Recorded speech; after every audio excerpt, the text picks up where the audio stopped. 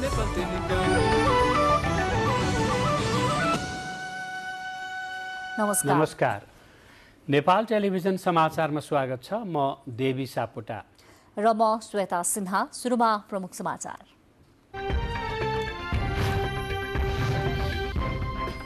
SPP बारे सभामुखद्वारा संसदमा ruling. मन्त्री परिषदको निर्णय र कार्यान्वयनको अवस्थाबारे सदनलाई जानकारी गराउन सरकारलाई निर्देशन। संसदीय छानबिन विशेष समितिको म्याद 7 दिन थप। बजेट निर्माणका क्रममा अनधिकृत व्यक्तिलाई प्रवेश नगराएको पूर्व अर्थमन्त्री जनार्दन शर्माको बयान। नेपालमा पछिल्लो 24 घण्टामा 435 जना कोरोना संक्रमित थपिए। सक्रिय संक्रमित बढेर 2537 पुगे। नेपाल वायु सेवा निगमद्वारा जहाज खरिद गर्दाको ऋणमध्ये 1 अर्ब 35 करोड रुपियाँ भुक्तानी। कोरोनाको प्रभाव घटेपछि आमदानी बढेको निगमको भनाइ। श्रीलङ्काका नवनिर्वाचित राष्ट्रपति रनिल विक्रमासिंहेद्वारा शपथ। सङ्कट व्यवस्थापन गर्न मिलिजुली सरकार गठनको प्रयास। र एन्फाको कार्यसमिति बैठक पुनः स्थगित। 12 जना सदस्यले पहिलो बैठकको निर्णय सच्याउन माग गर्दै हस्ताक्षर बुझाएपछि अध्यक्षद्वारा बैठक स्थगनको घोषणा।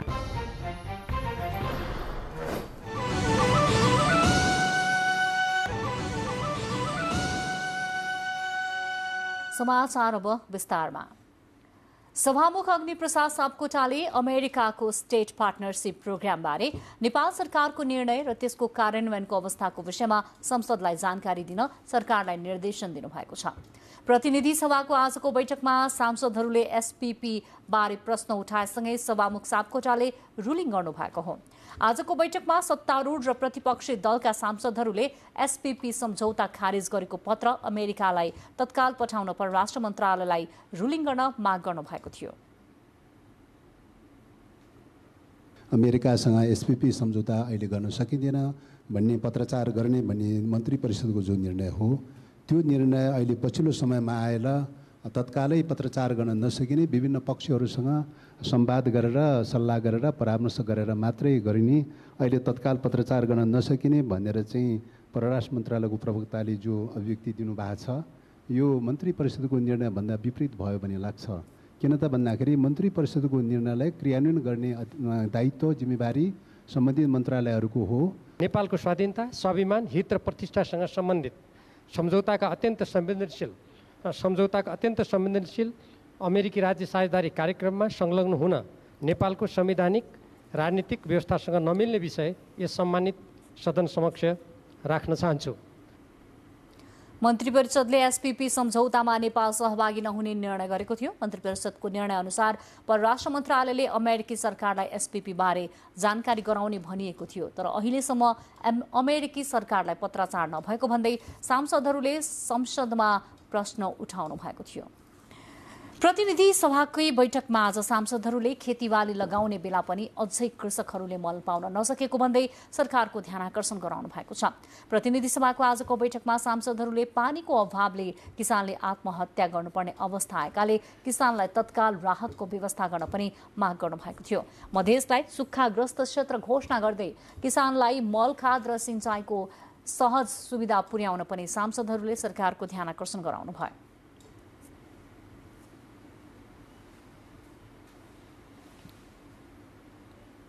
अहिले नेपाल हाम्रो किसान देश भनिन्छ, तर अहिले पनि किसानहरू एकतिर मल पाएका छैनन् भने अर्कोतिर पानी नभएर अहिले पनि आकाशको भरमा खेती गर्नु परिरहेको छ। त्यसले किसानहरू मर्कामा छन्। कतिजना त तपाईँको आत्महत्या गर्ने स्थितिमा पुगेका छन्। अविलम्ब मल खाद उपलब्ध गराएर किसानलाई चाहिँ नै खेतीपाती गर्न सहज बनाइयोस्।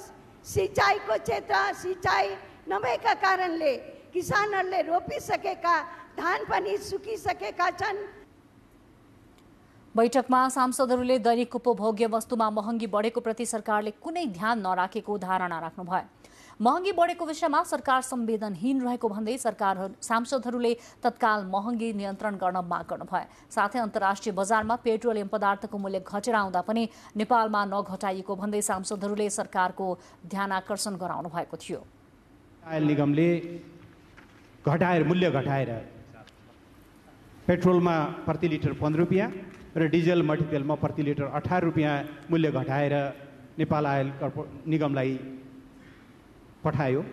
तर आज 1 हप्ता भयो, मूल्य घटाइएको छैन। प्रतिनिधि सभाको बैठकमा सांसदहरूले शैक्षिक सत्र सुरु भएको 3 महिना बितिसक्दा पनि अझै विद्यार्थीले पाठ्यपुस्तक पाउन नसकेको विषयलाई उठान गर्नुभएको थियो। बैठकमा सांसदहरूले मन्त्री परिषदको बैठकले एसपीपीमा सहभागी नहुने भनेर गरेको निर्णय कार्यान्वयन गर्न परराष्ट्र मन्त्रालयले आनाकानी गरेको भन्दै कार्यान्वयनका लागि पत्राचार गराउने व्यवस्था मिलाउन पनि रुलिङ माग गर्नुभएको थियो। पूर्व अर्थमन्त्री जनार्दन शर्मामाथि छानबिन गर्न गठन गरिएको संसदीय विशेष समितिको कार्यावधि थप गरिएको छ। संसदीय छानबिन विशेष समितिको कार्यावधि 7 दिनका लागि थप गरिएको हो। संसदमा छानबिन समितिको म्याद 7 दिन थप्न सभामुख अग्निप्रसाद सापकोटाले राख्नुभएको प्रस्तावलाई सभाले स्वीकृत गरेको हो। असार 22 गते 10 दिनको म्याद दिएर गठन भएको समितिले 28 गतेदेखि काम सुरु गरेको थियो। समितिका सदस्यहरूले आज मात्रै सभामुख सापकोटालाई समय थप्न माग गर्नुभएको थियो।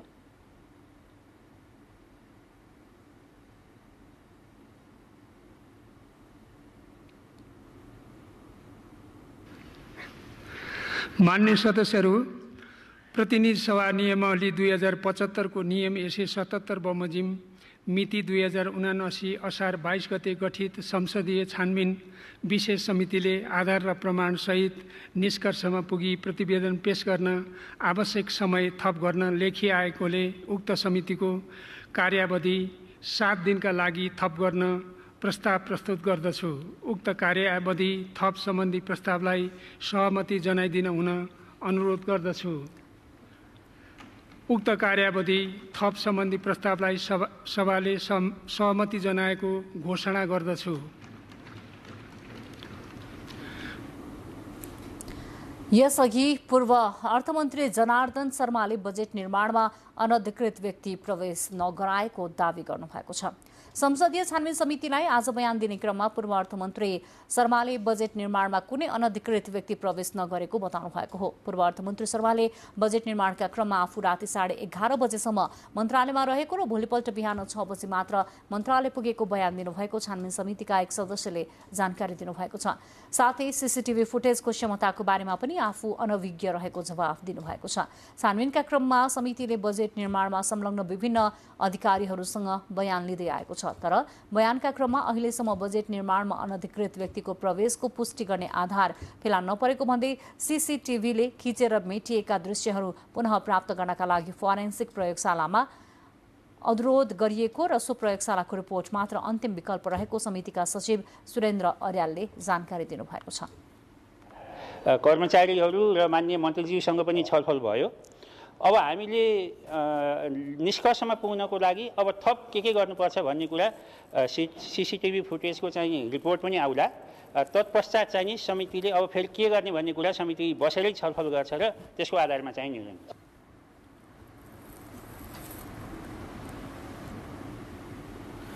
नेकपा एकीकृत समाजवादीका अध्यक्ष माधव कुमार नेपालले हालको सत्तारूढ गठबन्धनलाई कायम राख्दै वाम शक्तिहरूलाई एकताबद्ध गर्दै जाने बताउनु भएको छ। काठमाडौँमा आयोजित निर्वाचित जनप्रतिनिधिहरूलाई अभिमुखीकरण कार्यक्रममा बोल्दै अध्यक्ष नेपालले गठबन्धनलाई कायम राख्दै वाम शक्तिहरूलाई एकताबद्ध बनाउने र कम्युनिस्ट आन्दोलनमा जुटेकासँग संवाद गर्दै अगाडि बढ्ने बताउनु भएको हो। उहाँले अहिले आफ्नो पार्टीप्रति आकर्षण बढ्दै गएको बताउनु भयो। अध्यक्ष नेपालले अबको निर्वाचनमा समानुपातिकतर्फ 20 लाखभन्दा बढी मत ल्याउने गरी तयारीमा जुट्न कार्यकर्ताहरूलाई निर्देशन पनि दिनुभयो। पार्टीलाई सशक्त रूपमा विजयी बनाउने काममा तपाईहरु जुट्नुहुने आशा अपेक्षा गर्दै म आफ्नो भनाइ यही टुङ्ग्याउँछु। धन्यवाद।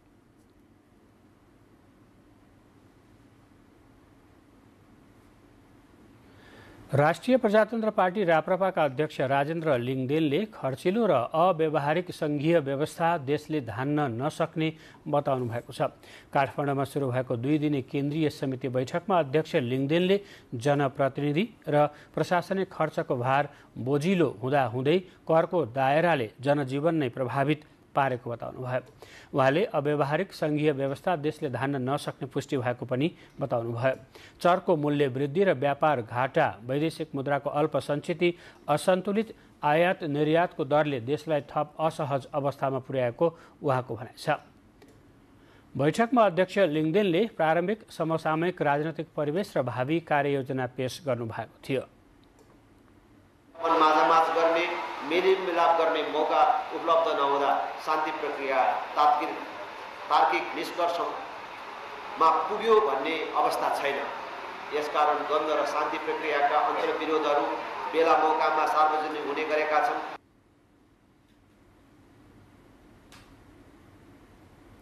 समाचारको क्रम जारी छ, केही बेर विश्राम।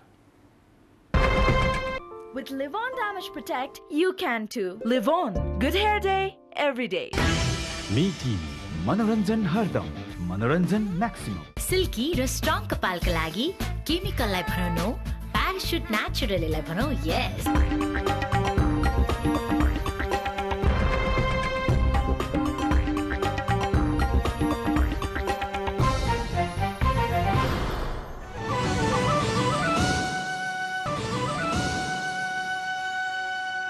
अब बाँकी समाचार।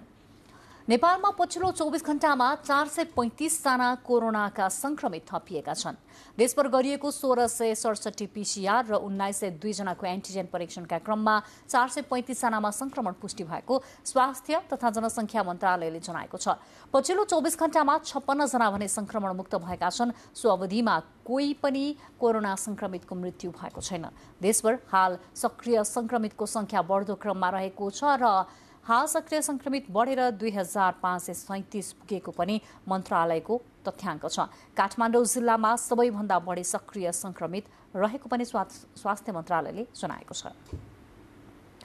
काठमाडौँ उपत्यकाको फोहोर अब एक साता नउठाइने भएको छ। नुवाकोटको सिस्टोलदेखि दीर्घकालीन फोहोर व्यवस्थापन स्थल बन्चने डाँडा सेनिटरी ल्यान्डफिल साइट जाने सडक निर्माण कार्य भइरहेकाले केही दिन फोहोर उठाउन नसकिने काठमाडौँ महानगरपालिकाको वातावरण विभाग प्रमुख सरिता राईले जानकारी दिनुभएको छ।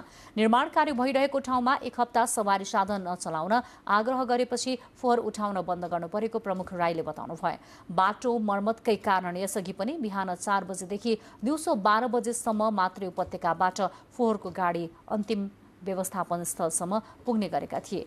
एक हप्ताका लागि आफ्नो घर पसल व्यवसायबाट उत्पन्न हुने कुहिने र नकुहिने फोहोरलाई सडक चोक सार्वजनिक स्थलमा नफाली घरभित्रै छुट्टा छुट्टै राख्न महानगरले अपिल समेत गरेको छ। भारतको जयनगरदेखि जनकपुर धामको कुर्थासम्म सञ्चालन भइरहेको रेल सेवाले आफ्नो सेवा विस्तार गर्न लागेको छ। यही साउन 30 गतेदेखि जयनगरदेखि बिजलपुरासम्म थप सेवा विस्तार गर्न लागेको नेपाल रेलवे कम्पनीका महाप्रबन्धक निरञ्जन झाले जानकारी दिनुभयो।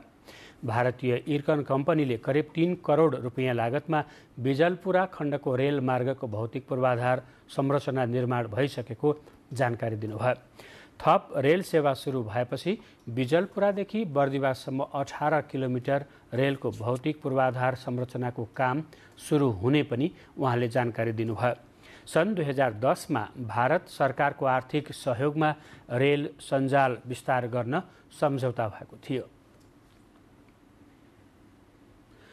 प्रसङ्ग धनुषाको कमला नगरपालिका कार्यालयका लागि करिब 5.5 करोड रुपियाँको लागतमा बन्न लागेको भवन निर्माण अधिकांश सकिएको छ। स्थानीय विकास मन्त्रालयले नगरपालिकाको नयाँ भवन निर्माणका लागि बहुवर्षीय योजना उपलब्ध गराएपछि नगरपालिकाले भूकम्प प्रतिरोधी आधुनिक सेवा सुविधा सम्पन्न भवन निर्माण अघि बढाएको हो। नगरपालिकाको 2 करोड र स्थानीय विकास मन्त्रालयको 3 करोड 50 लाख रुपियाँ गरी 5 करोड 50 लाख रुपियाँको लागतमा 2.5 तल्ले भवन निर्माण भइरहेको छ। निर्माणाधीन भवनमा एउटा प्रशासकीय र 2वटा आवासीय गरी 3वटा भवन आउँदो कार्तिक मसान्तसम्म तयार हुने कमला नगरपालिकाका प्रमुख विश्वेश्वर यादवले जानकारी दिनुभयो। अपाङ्ग मैत्री रहेका 3वटै भवनमा गरी 40वटा कोठा रहने जनाएको छ। समाचारको क्रम जारी छ, फेरि केही बेर विश्राम। अब बाँकी समाचार। राष्ट्रिय ध्वजावाहक नेपाल वायु सेवा निगमले कर्मचारी सञ्चय कोष र नागरिक लगानी कोषलाई तिर्नुपर्ने ऋण दायित्वको किस्ता बापतको 1 अर्ब 35 करोड रुपियाँ भुक्तानी गरेको छ। कर्मचारी सञ्चय कोष र नागरिक लगानी कोषबाट जहाज खरिदका लागि निगमले ऋण लिएकोमा सञ्चय कोषलाई 90 करोड र नागरिक लगानी कोषलाई 45 करोड रुपियाँ भुक्तानी गरिएको जनाएको छ। पछिल्लो समय कोरोना सम्बन्धी स्वास्थ्य मापदण्डमा आएको विश्वव्यापी खुलापनसँगै अन्तर्राष्ट्रिय उडानमा सहजता, सीट अकुपेन्सी दरमा सुधार, उडानमा भएको सामान्यीकरण तथा नियमिततासँगै आमदानी बढेका कारण किस्ता तिर्न सहज भएको निगमका प्रवक्ता अर्चना खड्काले प्रेस विज्ञप्ति मार्फत जानकारी दिनुभएको छ। गैरातीको अविरल वर्षासँगै आएको बाढीले सिन्धुपाल्चोकको मेलम्ची हेलम्बु सडक खण्डको ठाउँमा बाटो बगाउँदा त्यस क्षेत्रको यातायात सेवा अवरुद्ध भएको छ। बाढीले हेलम्बुको चनौटेमा गत वर्षको बाढीपछि बनाइएको सडक क्षतविक्षत बनेको स्थानीयले बताएका छन्। यस्तै हेलम्बुको ढुङ्गे बजार र मेलम्चीको सिमखेतमा पनि सडक अवरुद्ध छ। गैराती भीषण वर्षा हुँदा हेलम्बुका ग्यालथुम लगायत क्षेत्रका बासिन्दा घर बाहिर बस्न बाध्य भएका थिए।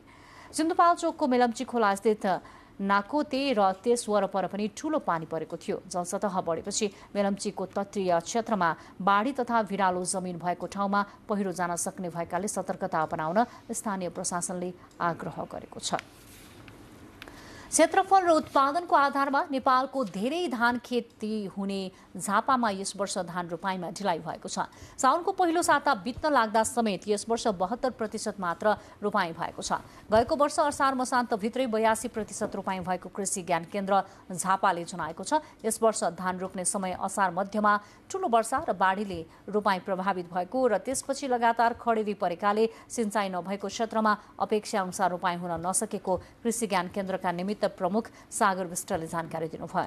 वर्षेनी 90,000 हेक्टर क्षेत्रफलमा धान खेती हुने झापामा गत वर्ष 98% रोपाइँ भएको थियो। झापामा आधाभन्दा धेरै जमिनमा सिंचाइको सुविधा पुग्न नसक्दा आकाशी पानीको भरमा खेती गर्नुपर्ने बाध्यता छ।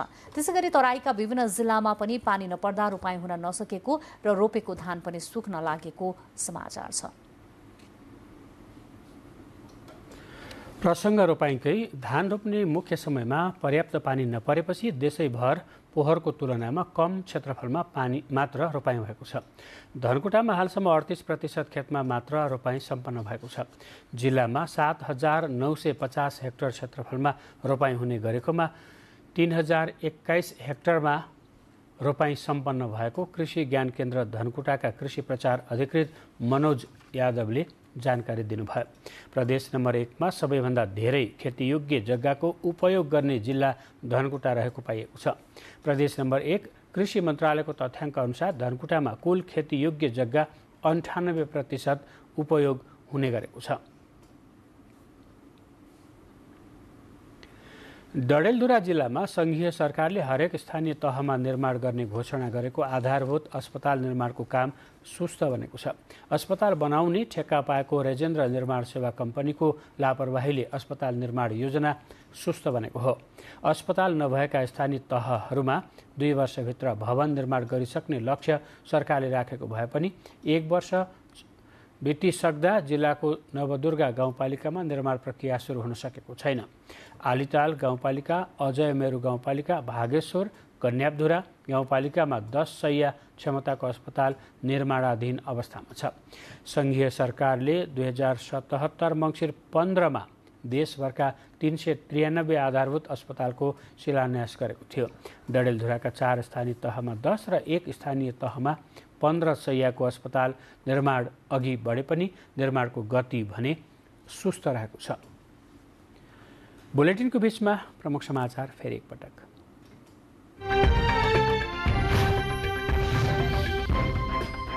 एसपीपी बारे सभामुखद्वारा संसदमा रुलिङ, मन्त्री परिषदको निर्णय र कार्यान्वयनको अवस्थाबारे सदनलाई जानकारी गराउन सरकारलाई निर्देशन। संसदीय छानबिन विशेष समितिको म्याद 7 दिन थप। बजेट निर्माणका क्रममा अनधिकृत व्यक्तिलाई प्रवेश नगराएको पूर्व अर्थमन्त्री जनार्दन शर्माको बयान। नेपालमा पछिल्लो 24 घण्टामा 435 जना कोरोना संक्रमित थपिए, सक्रिय संक्रमित संख्या 2537। नेपाल वायु सेवा निगमद्वारा जहाज खरिद गर्दाको ऋणमध्ये 1 अर्ब 35 करोड रुपियाँ भुक्तानी। कोरोनाको प्रभाव घटेपछि आम्दानी बढेको निगमको भनाई। श्रीलङ्काका नवनिर्वाचित राष्ट्रपति रनिल विक्रमसिंघेद्वारा शपथ, सङ्कट व्यवस्थापन गर्न मिलिजुली सरकार गठनको प्रयास। र एन्फाको कार्यसमिति बैठक पुनः स्थगित। 12 जना सदस्यले पहिलो बैठकको निर्णय सच्याउन माग गर्दै हस्ताक्षर बुझाएपछि अध्यक्षद्वारा बैठक स्थगनको घोषणा। राष्ट्रिय परीक्षा बोर्डले यस वर्षको माध्यमिक शिक्षा परीक्षा एसईई को नतिजा साउन 10 गतेभित्र सार्वजनिक गर्ने तयारी गरेको छ।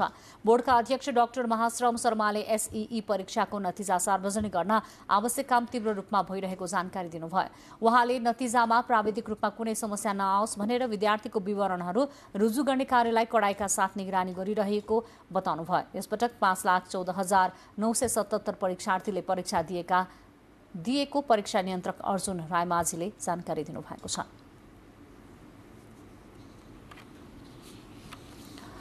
सुर्खेतको बराहाताल गाउँपालिका हुँदै पञ्चपुरी नगरपालिका र चौकुने गाउँपालिका जोड्ने सडकको ट्र्याक खोलेको 30 वर्षपछि स्तरोन्नतिको काम सुरु भएको छ।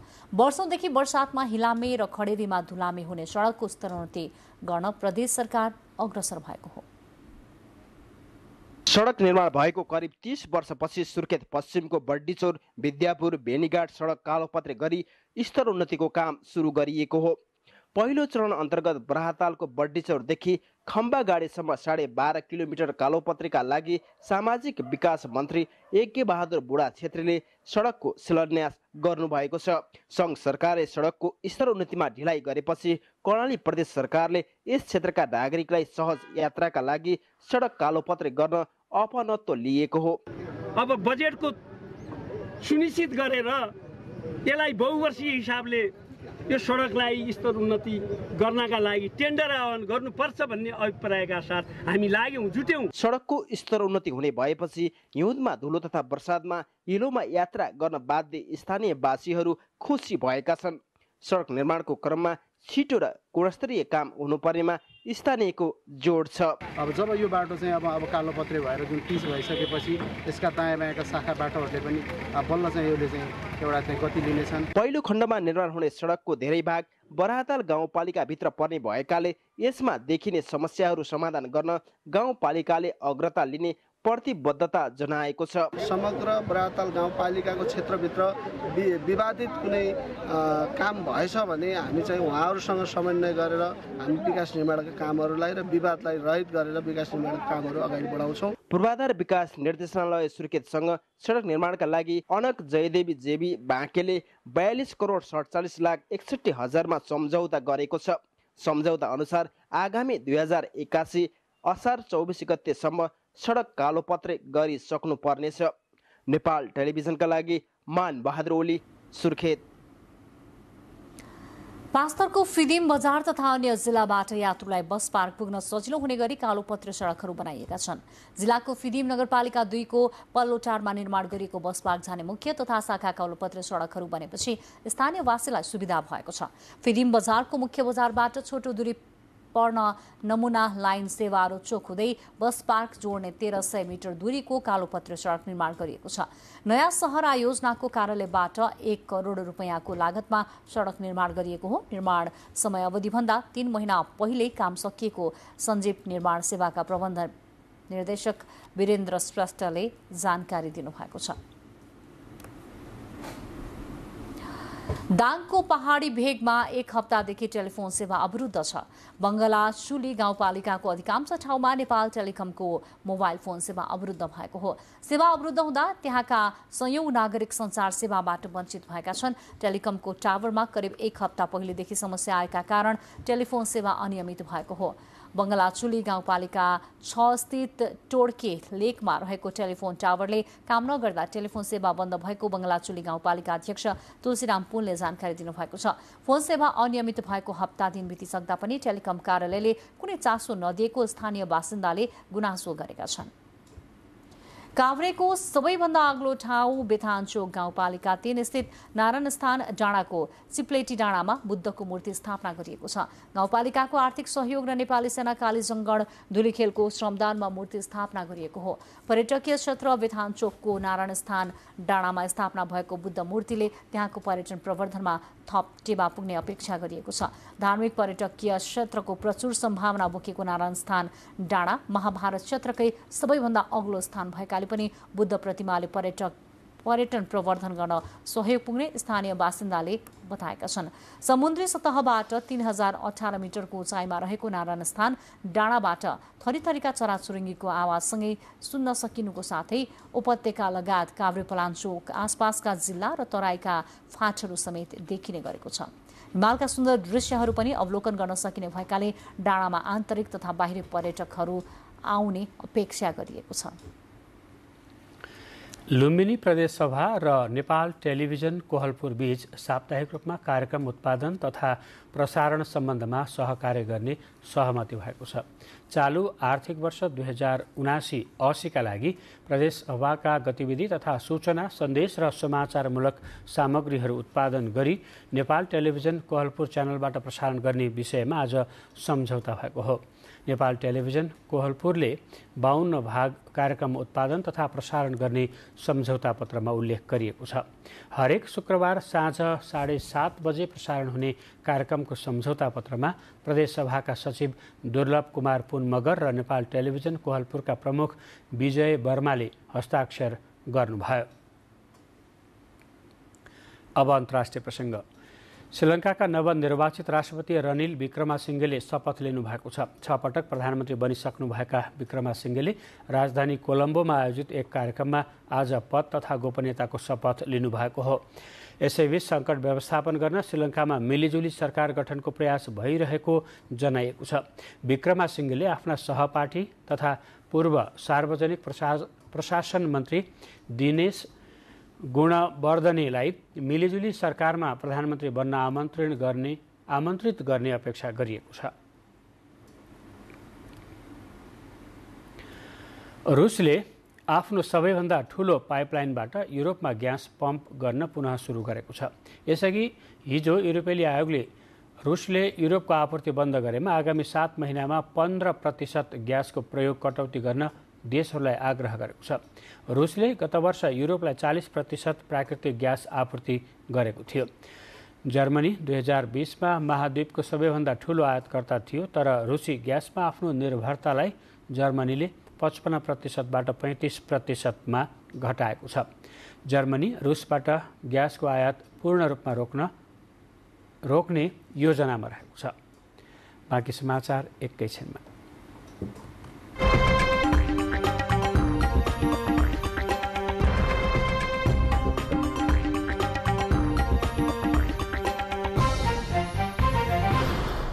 अब आर्थिक समाचार।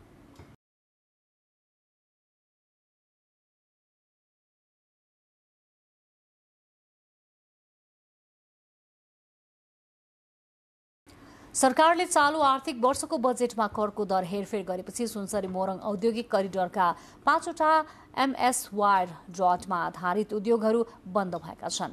उद्योग बन्द हुँदा मजदुरहरू कामविहीन भएका छन्। यसैगरी एमएस वायर रड उद्योगको सहायक उद्योगहरू, किला काँटी उत्पादन गर्ने उद्योगहरू पनि बन्द भएको र करिब 2500 कामदारहरूको रोजगारी गुमेको मोरङ व्यापार सङ्घका महासचिव अनिल सार्डाले जानकारी दिनुभयो।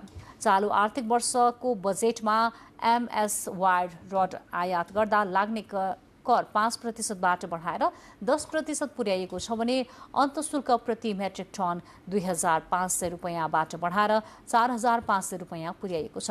भारत सरकारले समेत एमएस वायर रड निर्यातमा 15% कर लगाएपछि कच्चा पदार्थ महँगो भएकोले नेपाली उद्योगहरू सञ्चालन नै हुन नसक्ने स्थितिमा पुगेको जीआई वायर उद्योगीहरूले बताएका छन्।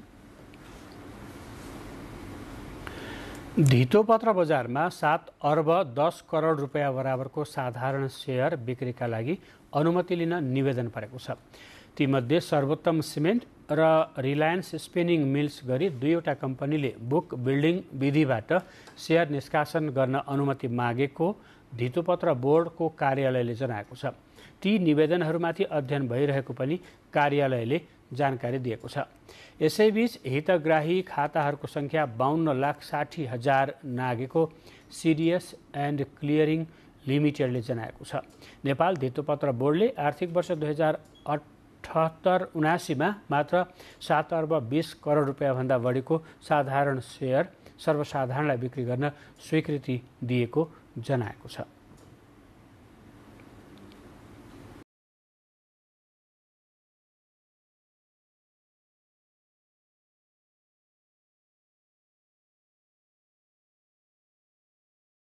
समाचार।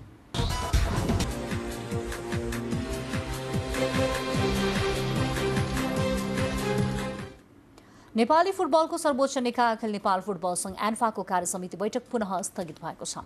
बैठक एजेन्डामा प्रवेश नै नगरी अध्यक्ष पंकज विक्रम नेवाङले बैठक स्थगित भएको घोषणा गर्नुभएको थियो। एन्फा मुख्यालय सातोबाटोमा सुरु भएको बैठकमा 12 जना सदस्यले पहिलो बैठकको निर्णय सच्याउन माग गर्दै हस्ताक्षर अभियान सुरु गरेपछि स्थगित गरिएको हो। बैठक स्थगित भएपछि कार्यसमिति बैठकले नियुक्त गरेका अन्तर्राष्ट्रिय सम्बन्ध प्रमुख नवीन पौडेललाई बर्खास्त गर्न 12 जनाले निवेदन दर्ता गराएका छन्। उनीहरूले संघको विधान विपरीत पदाधिकारी नियुक्ति भएको भन्दै बर्खास्तीको माग गरेका हुन्। यसअघि बैठक सोमबार बस्ने भने पनि अध्यक्ष नेवाङ स्वास्थ्य स्थितिका कारण स्थगित भएको थियो। बैठक स्थगित भएसँगै एन्फाको नयाँ कार्यसमितिको कार्यकाल खराब ढंगबाट सुरुवात भएको खेलकुद विश्लेषकहरूले प्रतिक्रिया दिएका छन्। स्पेनलाई 2-1 गोल अन्तरले पराजित गर्दै घरेलु टोली इङ्ल्यान्ड जारी महिला युरोकप फुटबलको सेमी फाइनलमा प्रवेश गरेको छ। खेलमा पुनरागमन गरेको इङ्ल्यान्डले अतिरिक्त समयमा निर्णायक गोल गर्दै महत्त्वपूर्ण अन्तिम 4मा पुगेको हो। इङ्ल्यान्डको जितमा एलाटोन र जर्जिया स्टानवेले समान 1-1 गोल गरे। अब सेमी फाइनल प्रवेशका लागि इङ्ल्यान्डले स्विडेन र बेल्जियम बीचको विजेतासँग खेल्नेछ। महिला युरोकप अन्तर्गत आज जर्मनी र अस्ट्रिया बीच दोस्रो क्वार्टर फाइनल खेल हुँदैछ।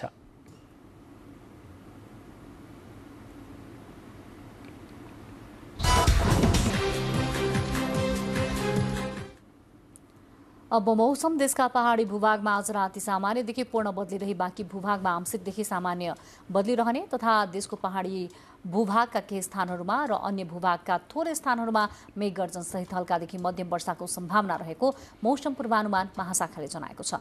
काठमाडौँमा आज राति न्यूनतम तापक्रम 20 र 22 तथा भोलि दिउँसोको अधिकतम तापक्रम 28 र 30 डिग्री सेल्सियस बीच रहने अनुमान गरिएको छ। अब मौसम सम्बन्धी थप विवरण।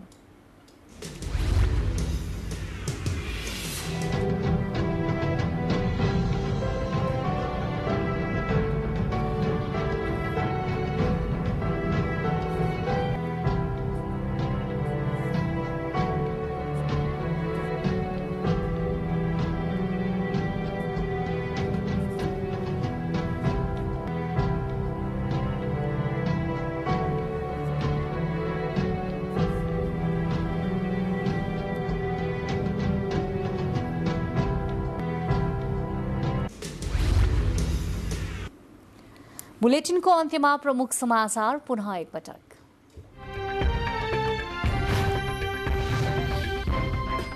एसपीपी बारे सभामुखद्वारा संसदमा रुलिङ। मन्त्री परिषदको निर्णय र कार्यान्वयनको अवस्थाबारे सदनलाई जानकारी गराउन सरकारलाई निर्देशन।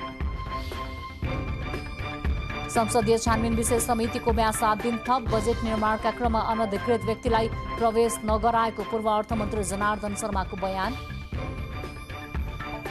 नेपालमा पछिल्लो 24 घण्टामा 435 जना कोरोना संक्रमित थपिए। सक्रिय संक्रमितको संख्या बढेर 2537। नेपाल वायु सेवा निगमद्वारा जहाज खरिद गर्दाको ऋणमध्ये 1 अर्ब 35 करोड रुपैयाँ भुक्तानी। कोरोनाको प्रभाव घटेपछि आमदानी बढेको निगमको भनाई।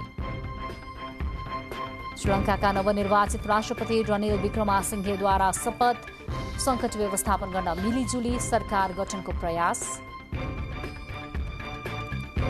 र एन्फाको कार्यसमिति बैठक पुनः स्थगित। 12 जना सदस्यले पहिलो बैठकको निर्णय सच्याउन माग गर्दै हस्ताक्षर बुझाएपछि अध्यक्षद्वारा बैठक स्थगनको घोषणा।